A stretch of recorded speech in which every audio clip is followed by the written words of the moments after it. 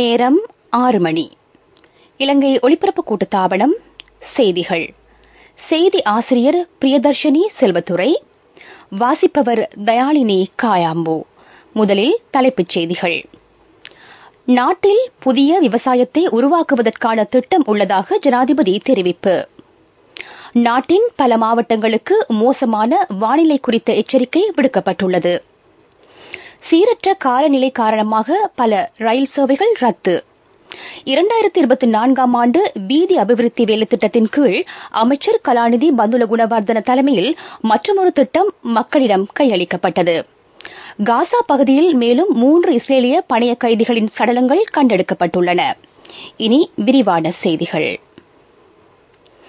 நாட்டில் புதிய விவசாய கைத்தொழில் ஒன்றை உருவாக்குவதற்கான திட்டம் உள்ளதாக ஜனாதிபதி ரணில் விக்ரமசிங்க தெரிவித்துள்ளார். விவசாய நவீனமயமாக்கல் திட்டத்தின் கீழ் இதனை மேற்கொள்ள எதிர்பார்க்கப்படுகிறது. விவசாயத்திற்கான நிலத்தின் உரிமையை உறுதிப்படுத்துவது அந்த திட்டங்களை வலுவாக முன்னெடுத்துச் செல்ல உதவும். கிளிநொச்சி மாவட்ட மக்களுக்கு இலவச காணி உறுதிப்பத்திரங்களை வழங்கும் நிகழ்வில் கலந்து கொண்டு உரையாற்றும் போது ஜனாதிபதி இதனை தெரிவித்தார். அரிசியால் நாட்டை தன்னிறைவு அடையச் செய்யும் விவசாயிகளின் காணி உரிமையை உறுதிப்படுத்துவது அரசாங்கத்திற்கு கிடைத்துள்ள வெற்றியாகும். உலகில் அதிகரித்து வரும் சனத்தொகைக்கு ஏற்ப உணவு தேவைக்கான இலக்குகளில் இலங்கையும் சிறந்து விளங்க வேண்டும். விவசாய தொழில் வேலை திட்டங்களில் பிரான்ஸ் சிறப்பான இடத்தை பெற்றுள்ளது என்றும் ஜனாதிபதி குறிப்பிட்டார். கிளிநொச்சி மாவட்ட மக்களுக்கான 1700 காணி உறுதிப்பத்திரங்கள் ஜனாதிபதி தலைமையில் இன்று வழங்கி வைக்கப்பட்டன. அமைச்சர் டக்ளஸ் தேவானந்தா, பாராளுமன்ற உறுப்பினர் M.A. சுமந்திரன் ஆகியோரும் இங்கு கருத்து தெரிவித்தனர்.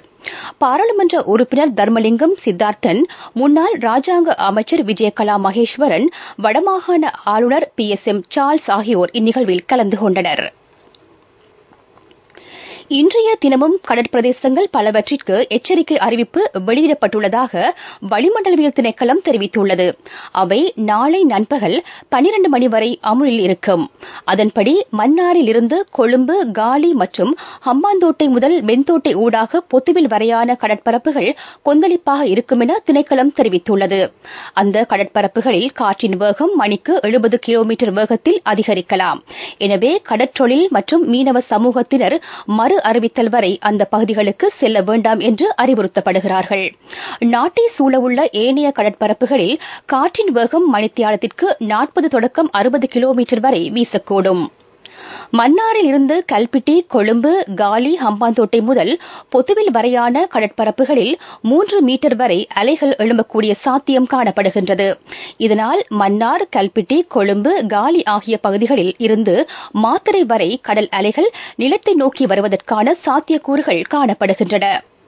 இதனிடையே நிலவி வரும் மோசமான வானிலை குறித்து திணைக்களம் வெளியிட்டுள்ள அறிக்கையில் கிழக்கு மத்திய வங்கக்கடலில் நிலை கொண்டுள்ள காற்றழுத்த தாழ்வு நிலை ஆழ்ந்த காற்றழுத்த தாழ்வு மண்டலமாக உருவாகி அடுத்த சில மணி நேரங்களில் கிழக்கு மத்திய வங்கக்கடலில் புயலாக மாறும் என தெரிவிக்கப்பட்டுள்ளது. இதனால் வங்கக்கடலை சுற்றியுள்ள கடற்பகுதிகளில் கொந்தளிப்பு ஏற்பட்டுள்ளது. மேலும் அந்த கடற்பரப்புகளில் அவசர நடவடிக்கைகளில் ஈடுபடும் மக்களை உடனடியாக கரைக்கோ பாதுகாப்பான இடத்திற்கோ வருமாறும் அறிவிக்கப்பட்டுள்ளது. வளிமண்டலவியல் திணைக்களத்தினால் வெளியிடப்படும் அறிவிப்புகள் குறித்து கடல்சார் சமூகம் தொடர்ந்தும் கவனம் செலுத்துவது அவசியமாகும். இதேவேளை சீரற்ற காலநிலை காரணமாக மலையக ரயில் சேவை பாதிக்கப்பட்டுள்ளதாக ரயில்வே திணைக்களம் தெரிவித்துள்ளது. பல ரயில் சேவைகள் ரத்து செய்யப்பட்டுள்ளன. அதன்படி பதுளையில் இருந்து கொழும்பு நோக்கி மாலை 6:30க்கு பயணிக்க இருந்த இரவு நேர அஞ்சல் ரயில் ரத்து செய்யப்பட்டது. அத்துடன் இரவு 7:30ற்கு கொழும்பு கோட்டையிலிருந்து பதுளைக்கு பயணிக்கவிருந்த விசேட அதிவேக ரயில் சேவையும் ரத்து செய்யப்பட்டுள்ளது. அத்துடன் கொழும்பு கோட்டையில் இருந்து இரவு 8:30ற்கு பதுளை நோக்கி பயணிக்க உள்ள இரவு நேர அஞ்சல் ரயிலும் ரத்து செய்யப்பட்டுள்ளது. மாலை 5:50ற்கு பதுளையிலிருந்து கொழும்பு கோட்டை நோக்கி பயணிக்கவிருந்த ரயிலும் ஏனைய 2 ரயில் சேவைகளும் ரத்து செய்யப்பட்டுள்ளதாக திணைக்களம் தெரிவித்துள்ளது. இதேவேளை இலங்கையை சூழவுள்ள கடற்பிராந்தியங்களில் நிலவும் கடும் சீற்றம் காரணமாக சிவப்பு எச்சரிக்கை விடுக்கப்பட்டுள்ளது. இதனால் தென்கிழக்கு அரபிக்கடல் மற்றும் வங்காள விரிகுடாவின் ஆழ்கடல் பகுதிகளில் உள்ள கடல் தொழிலாளர்களும் கடல்சார் சமூகத்தினரும் மிகவும் அவதானமாக செயற்படுமாறு அறிவுறுத்தப்பட்டுள்ளனர். இதேவேளை அதிக மழையுடனான வானிலையினால் தெதுரோயா நீர்த்தேக்கத்தின் 6 வான்கதவுகள் திறக்கப்பட்டுள்ளன. இதுகுறித்து தாழ்நில பகுதிகளில் வசிக்கும் மக்கள் அவதானத்துடன் இருக்க வேண்டும் என அறிவுறுத்தப்பட்டுள்ளது. இதனிடையே அதிக மழை மற்றும் காற்றுடனான வானிலையினால் ரயில் மார்க்கங்களில் ஏற்பட்டுள்ள பாதிப்புகளை கருத்தில் கொண்டு கொழும்பு பதுளைக்கு இடையிலான 2 இரவு நேர தபால் சேவைகளும் ரத்து செய்யப்பட்டுள்ளன. இதனிடையே கேகாலை, ரத்தினபுரி, களுத்துறை மாவட்டங்களில் சில இடங்களில் 350 மில்லிமீட்டருக்கும் அதிகமான மழை பதிவாகியுள்ளது. எனவே மண் சரிவு குறித்து பொதுமக்கள் அவதானத்துடன் செயல்பட வேண்டும் என தேசிய கட்டிட ஆராய்ச்சி அமைப்பின் சிரேஷ்ட ஆய்வாளர் வசந்த சேனாதீர தெரிவித்துள்ளார். மேலும் பல மாவட்டங்களில் நிலச்சரிவு எச்சரிக்கை அறிவித்தல் வெளியிடப்பட்டுள்ளது. கொழும்பு, களுத்துறை, கேகாலை, நுவரெலியா, ரத்தினபுரி, கம்பஹா, கண்டி ஆகிய மாவட்டங்களுக்கு இந்த எச்சரிக்கை அறிவித்தல் விடுக்கப்பட்டுள்ளது. தேசிய கட்டிட ஆராய்ச்சி நிறுவனம் வெளியிடும் அறிவித்தல் தொடர்பில் உரிய மாவட்ட மக்கள் அவதானம் செலுத்துமாறு அனர்த்த முகாமைத்துவ நிலையம் தெரிவிக்கின்றது. நீங்கள் கேட்டுக்கொண்டிருப்பது இலங்கை ஒலிபரப்பு கூட்டுத்தாபனத்தின் செய்திகள்.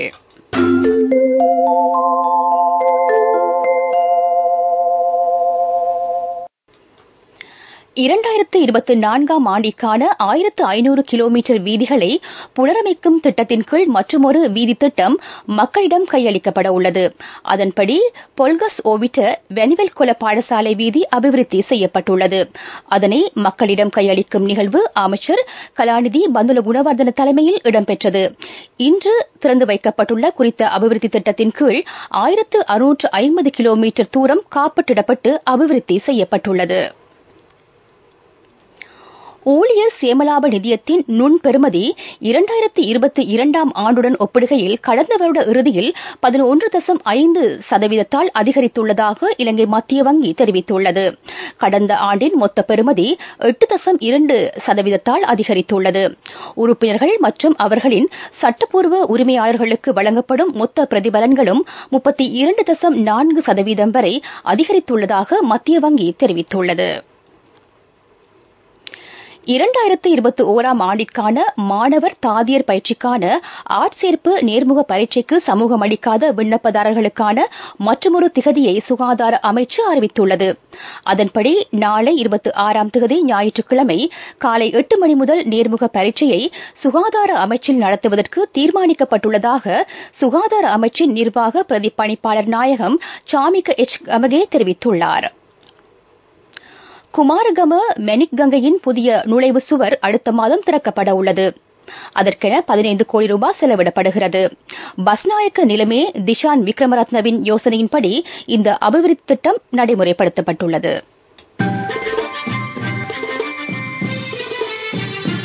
பிரதான செய்தி வழங்குவோர் ஒவ்வொரு வீட்டிலும் இருக்க வேண்டிய வீட்டு வைத்தியர் சித்தாலேப.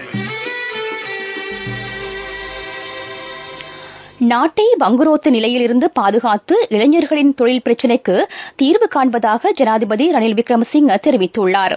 நவீன விவசாயத்தை கிராமத்திற்கு கொண்டு செல்லும் வேலை திட்டம் அடுத்த ஆண்டு ஆரம்பிக்கப்பட உள்ளது. ஆசியாவின் மிகப்பெரிய புதுப்பிக்கத்தக்க எரிசக்தி மத்திய நிலையமாக வடமாகாணம் அபிவிருத்தி செய்யப்படும். காங்கேசன்துறை மற்றும் மாங்குளத்தில் 2 புதிய முதலீட்டு வலயங்களை அமைக்க எதிர்பார்க்கப்படுகின்றது. யாழ்ப்பாணம் துரையப்பா விளையாட்டரங்கில் நேற்று நடைபெற்ற மாவட்ட இளைஞர் மாநாட்டில் கலந்து கொண்டு உரையாற்றும் போதே ஜனாதிபதி இதனை தெரிவித்தார். தேசிய இளைஞர் சேவை மன்றம் இதனை ஏற்பாடு செய்திருந்தது.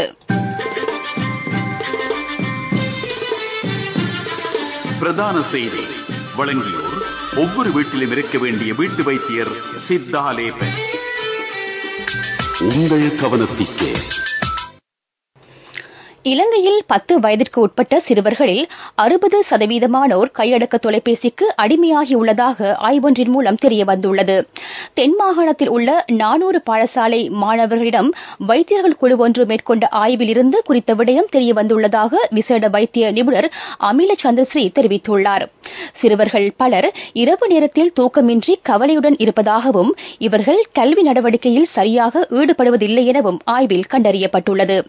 கையடக்க தொலைபேசிகளுக்கு அடிமையான சிறுவர்களின் உடல் சரியாக செயற்படாத காரணத்தினால் அவர்கள் நீரிழிவு நோயால் பாதிக்கப்படுவதாகவும் அவர்கள் வன்முறையில் ஈடுபடும் வகையில் நடந்து கொள்வதாகவும் தெரியவந்துள்ளது. எனவே இதுகுறித்து பெற்றோர் அதிக கவனம் செலுத்த வேண்டும் என மருத்துவர்கள் கேட்டுக் கொண்டுள்ளனர். உலகச் செய்திகள்.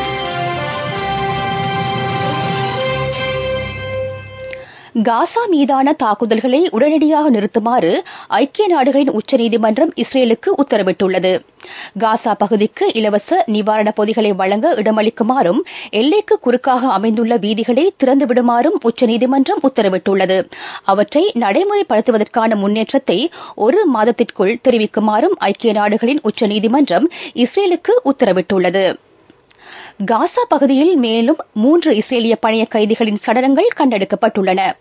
இஸ்ரேலிய உள்நாட்டு புலனாய்வு அமைப்புடன் இணைந்து மேற்கொண்ட கூட்டு நடவடிக்கையின் போது குறித்த சடலங்கள் கண்டெடுக்கப்பட்டதாக இஸ்ரேலிய பாதுகாப்பு படையினர் தெரிவிக்கின்றனர். சுமார் 1 வாரத்திற்கு முன்னரும் காசா எல்லைப் பகுதியில் 3 பணைய கைதிகளின் உடல்கள் கண்டெடுக்கப்பட்டன. அபிவிருத்தி செய்திகள்.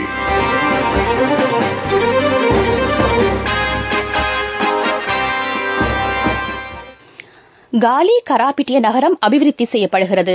அங்கு சட்டவிரோதமாக கட்டப்பட்டிருந்த கட்டடங்கள் தற்போது அகற்றப்பட்டுள்ளன. நாட்டின் பல்வேறு பகுதிகளில் இருந்தும் கராபிட்டிய நகருக்கு நாளாந்தம் பெருந்தொகையான மக்கள் வருகின்றனர். எனவே இந்த நகரை முறையாக மேம்படுத்துவது அரசாங்கத்தின் நோக்கமாகும். இவ்வருட இறுதிக்குள் அபிவிருத்தி பணிகளை நிறைவு செய்வதே இலக்காகும் என நகர அபிவிருத்தி அதிகார சபையின் காலி மாவட்ட அலுவலகம் தெரிவித்துள்ளது. விளையாட்டுச் செய்திகள். சுற்றுலா பாகிஸ்தான் அணிக்கும் இங்கிலாந்து அணிக்கும் இடையிலான 2வது T20 கிரிக்கெட் போட்டி இன்று நடைபெற உள்ளது. போட்டி பர்மிங்ஹாம் மைதானத்தில் இலங்கை நேரப்படி இன்றிரவு 7 மணிக்கு ஆரம்பமாகும். வர்த்தக செய்தி அனுசரணை. பட்டதாரியாகும் போது, திருமணத்தின் போது, குழந்தை பிறப்பின் போது மற்றும் 25வது திருமண ஆண்டு நிறைவின் போது 50,000 ரூபாய் வரை விசேட அனுகூலங்கள்.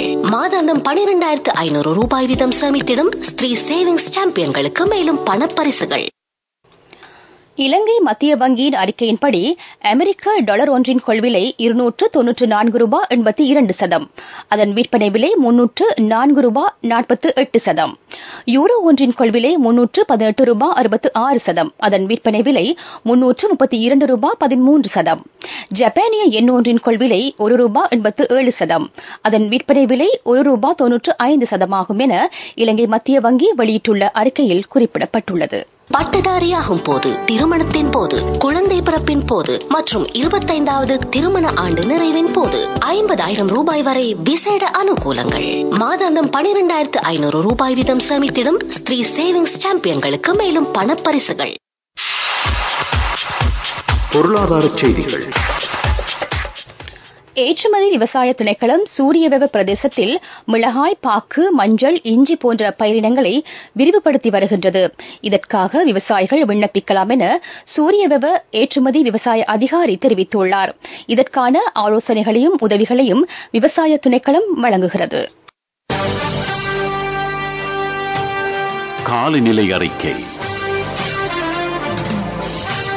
தென்மேல் பருவப்பெயர்ச்சி நிலைமை காரணமாக தற்போது நிலவும் மழை மற்றும் காற்றுடன் கூடிய நிலை தொடரும் என எதிர்பார்க்கப்படுவதாக வளிமண்டலவியல் திணைக்களம் அறிவித்துள்ளது. மேல் சப்ரகமுவ, மத்திய, வடமேல், தென் மாகாணங்களில் அவ்வப்போது மழை அல்லது இடியுடன் கூடிய மழை பெய்யக்கூடும். சப்ரகமுவ மாகாணத்திலும் நுவரெலியா மாவட்டத்திலும் சில இடங்களில் 100 மில்லிமீட்டருக்கும் அதிகமான மழை பெய்யக்கூடும். மேல், வடமேல் மாகாணங்களிலும் கண்டி, காலி, மாத்தறை மாவட்டங்களிலும் சில இடங்களில் 75 மில்லிமீட்டர் அளவில் மழை பெய்யக்கூடும். வடக்கு, வடமத்திய மாகாணங்களில் பல தடவைகள் மழை பெய்யலாம். மத்திய மலைநாட்டின் மேற்கு சரிவு பகுதிகளிலும் வடக்கு, வடமத்திய, மேல், தென், வடமேல் மாகாணங்களிலும் திருகோணமலை மாவட்டத்திலும் அவ்வப்போது மணித்தியாலத்திற்கு 50 தொடக்கம் 60 கிலோமீட்டர் வேகத்தில் காற்று வீசக்கூடும். நாட்டின் ஏனைய பிரதேசங்களில் அவ்வப்போது 30 தொடக்கம் 40 கிலோமீட்டர் வேகத்தில் காற்று வீசக்கூடும் என திணைக்களம் வெளியிட்டுள்ள வானிலை அறிக்கையில் குறிப்பிடப்பட்டுள்ளது. கேட்டது காலநிலை அறிக்கை. இனி மீண்டும் தலைப்புச் செய்திகள். நாட்டில் புதிய விவசாயத்தை உருவாக்குவதற்கான திட்டம் உள்ளதாக ஜனாதிபதி தெரிவிப்பு. நாட்டின் பல மாவட்டங்களுக்கு மோசமான வானிலை குறித்த எச்சரிக்கை விடுக்கப்பட்டுள்ளது. சீரற்ற காலநிலை காரணமாக பல ரயில் சேவைகள் ரத்து. 2024 ஆண்டு வீதி அபிவிருத்தி வேலை திட்டத்தின் கீழ் அமைச்சர் கலாநிதி பந்துல குணவர்தன தலைமையில் மற்றொரு திட்டம் மக்களிடம் கையளிக்கப்பட்டது. காசா பகுதியில் மேலும் 3 இஸ்ரேலிய பணைய கைதிகளின் சடலங்கள் கண்டெடுக்கப்பட்டுள்ளன. இத்துடன் எமது மாலை நேர பிரதான செய்திகள் நிறைவடைகின்றன. எமது அடுத்த பிரதான செய்தி அறிக்கை இரவு 9 மணிக்கு ஒலிபரப்பாகும்.